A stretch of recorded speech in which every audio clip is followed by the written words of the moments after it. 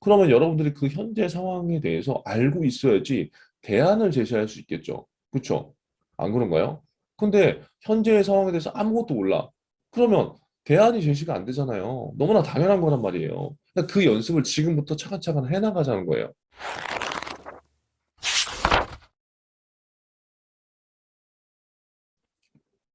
5월 2일 날 요 저원가성 예금에 대해서 얘기했죠. 여러분 이거 진짜 잘 기억하세요. 이거 지금 은행 면접에서도 많이 나오고 있고 이런 이슈들을 알아야 돼요. 그리고 저원가성에 대한 이슈가 계속적으로 지금 나오고 있기 때문에 이런 건 여러분들이 알면 좋다. 그리고 주택담보대출에 관련된 거, 이자 관련된 거 제가 분명히 외식경에서도 얘기했죠. 요것도 알고 있으면 굉장히 좋고 지금 세 번째 증시가 그렇게 좋지 않잖아요. 그러니까 왜 좋지 않은지 우리가 애널리스트처럼 뭔가를 분석할 필요는 없지만 그래도 그분들이 쓴 보고서는 읽을 수 있잖아요. 그러니까 왜 안 좋은지 나만의 논리를 갖고 설명할 수 있으면 돼요. 근데 그게 막 너무 한 종목 한 종목 개별 종목에 있어서 분석을 할 필요는 없다. 여러분들이 증권회사를 준비하는 친구들이라면 물론 그 정도의 역량을 갖추고 있으면 굉장히 좋지만 그냥 내가 일반 그 은행을 갈 거야. 그럼 사실 그렇게까지 필요 없다는 거죠. 하지만 그럼에도 불구하고 뭐예요? 증시의 방향성을 알아야지 돈의 흐름을 우리가 읽을 수 있잖아요. 그 돈의 흐름을 읽는 것들이 고객이 가는 방향이고 고객이 가는 방향에 우리가 맞춰야지 영업을 할 수 있기 때문에 이런 것들에 대한 지식은 필요하다. 지금 은행들이 계속해서 협업을 계속해서 하고 있습니다. 근데 협업을 하고 있는데 이 협업을 왜 하는지는 제가 분명히 말씀드릴 거예요. 앞으로 은행들은 이렇게 협업을 하지 못하게 된다면 생존이 불투명합니다. 이 생존이 불투명하다는 거는 은행 문을 그냥 닫는다는 게 아니라 서로 최대한 점포 효율화를 통해서 비용 구조 개선이 일어나지 않으면 그 어떤 점포도 살아남을 수 없다는 소리예요. 이것들은 앞으로는 무조건 생존 전략 중 포함될 수밖에 없어요. 그런데 비단 은행뿐만이냐 이러한 일들이 아니요. 모든 산업의 구조가 이렇게 고정 비용을 내는 이런 점포들이 줄어들 거예요. 근데 반면에 늘어나는 것도 있죠. 산업에 비해서. 그런 것들을 여러분들이 주의 깊게 살펴볼 필요가 있어요. 우리는 지금 여러분들은 지금 은행 취업에 일단 관심이 있기 때문에 자, 은행 점포 수가 줄어드는데 굉장히 민감할 거라고요. 자, 그런데 제가 지난번에도 계속 얘기했지만 민감할 필요 없습니다. 여러분의 취업의 영향과 제가 봤을 때 그렇게 큰 상관은 없어요. 물론 지금 약간의 상관이 있겠죠. 하지만 막 엄청난 상관이 있는 정도는 아니니까 여러분은 그냥 하던 거 하면 됩니다. 하던 거. 그런데 지금 은행별로도 약간 유형이 약간 다르다는 거예요. 그것들 여러분들이 캐치를 해야 돼요. 지금 제가 계속해서 이 점포 효율해야 되는 건 얘기했지만 잠깐만요. 이걸 보자는 거예요. 자, 은행 점포 줄어. 그렇죠? 이거 팩트예요. 팩트. 은행 점포가 줄어.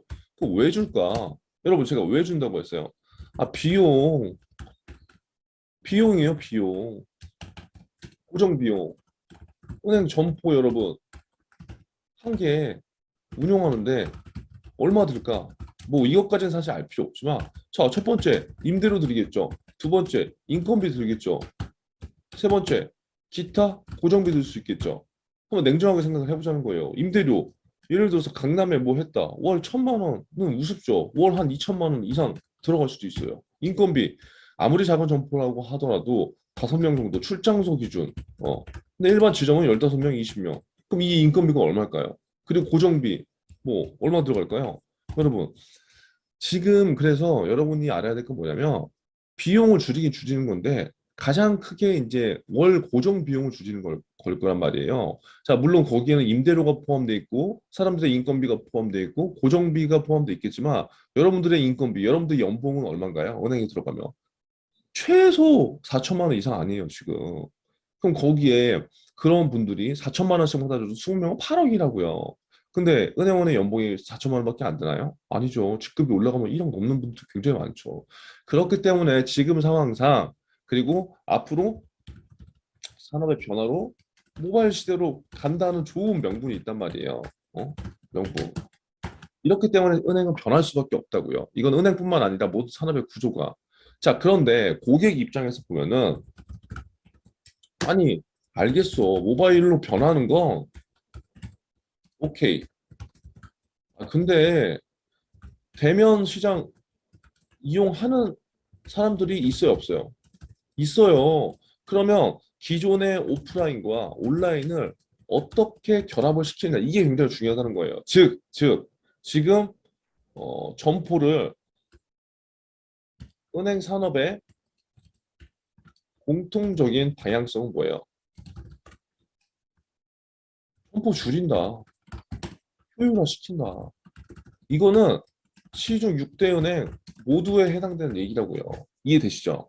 그러니까 제가 여러분들한테 매시경에서 얘기하는 거는 산업의 전반적인 공통적인 특성을 우리가 이해하면 그 산업에 관심을 가졌다고 표현할 수 있겠죠. 그렇죠? 그러면 지금 여러분들이 비전공자거나 전공자거나 상관없이 이 흐름을 알게 되면은 적어도 은행 산업에 조금은 관심이 있는 사람이라는 거잖아요. 예를 들어서 그러면 이 이슈를 갖고 국민은행 다르고 하나은행 다르고 신한은행 다르고 농협 다르고 우리은행 다르고 기업은행 달라. 뭐가 달라?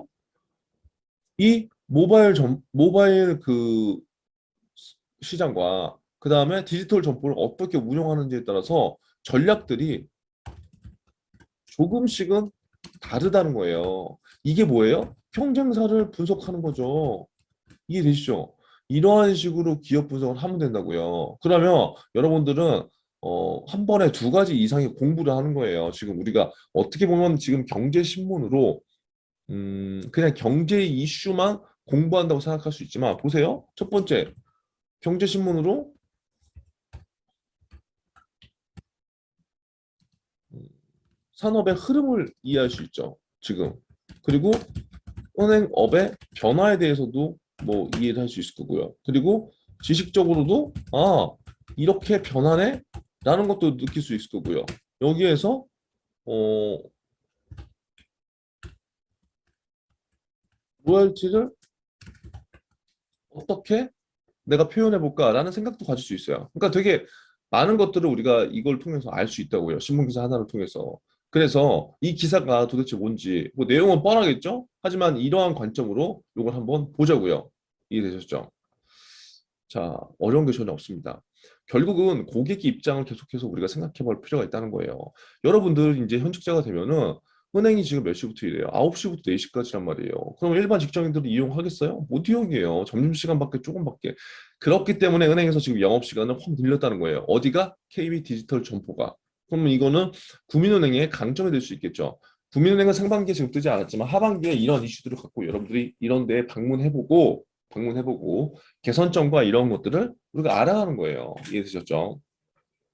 자, KB 국민은행이 직장인과 금융 취약계층의 금융 업무상 애로사항을 해소하기 위해 영업시간을 파격적으로 연장한 디지털 점포를 선보였다. 왜일까요? 어? 국민은행이 타겟 여기 나와 있죠. 직장인. 직장인들은 이용을 못 한다니까요. 그럼 불편하다는 거잖아요.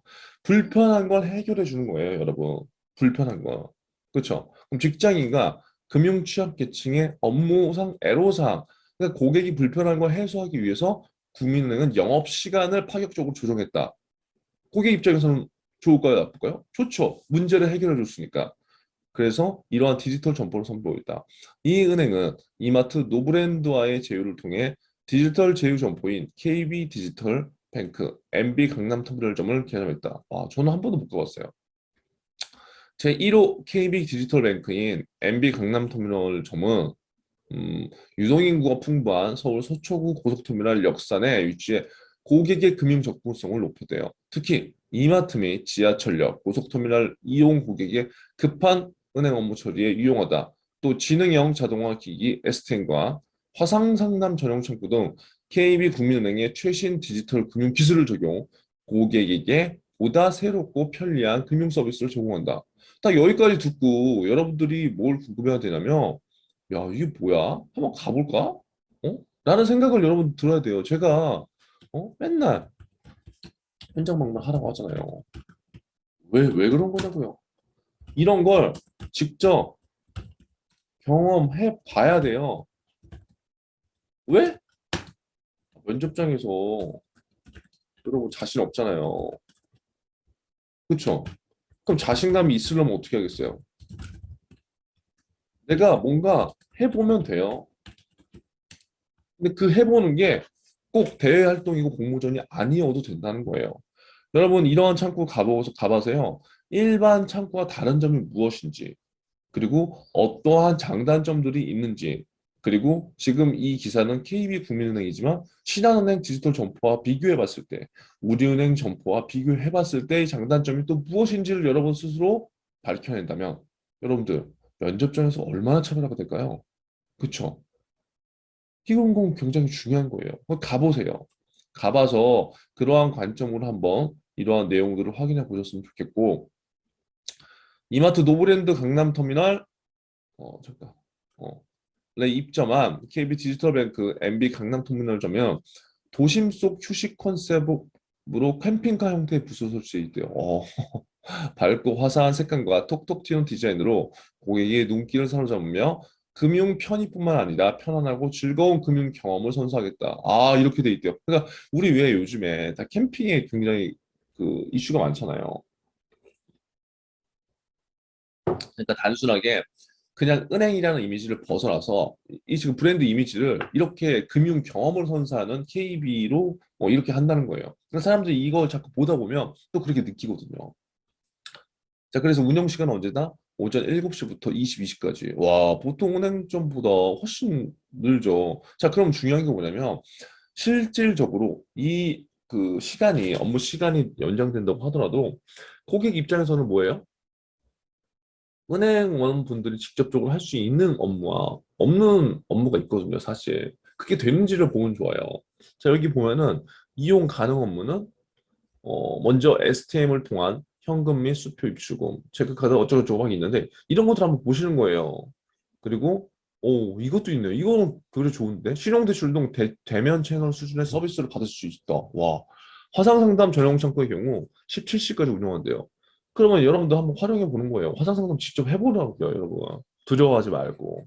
그럼 화상상담을 직접 해볼 때 일반적으로 일반 창구에서 하는 것과 뭐가 차이가 있을까요? 그런 것들을 여러분들 직접 경험을 해보는 거예요. 이해되시죠? 그래서 국민은행 관계자는 KB 디지털 뱅크 개설은 대면 채널 혁신의 일환으로 디지털 생활금융 플랫폼으로의 도약을 위한 첫걸음이다.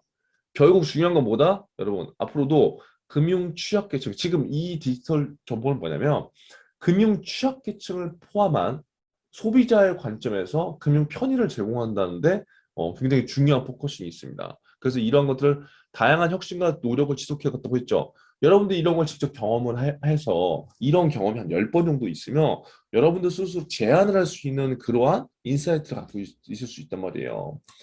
지금 여러분들 은행 자소서 어때요? 면접. 다 현재의 문제에 대해서 물어본단 말이에요. 현재 문제, 현 상황. 그러면 여러분들이 그 현재 상황에 대해서 알고 있어야지 대안을 제시할 수 있겠죠. 그렇죠? 안 그런가요? 근데 현재의 상황에 대해서 아무것도 몰라. 그러면 대안이 제시가 안 되잖아요. 너무나 당연한 거란 말이에요. 그러니까 그 연습을 지금부터 차근차근 해나가자는 거예요. 이해되시죠? 자, 첫 번째 기사 끝냈습니다.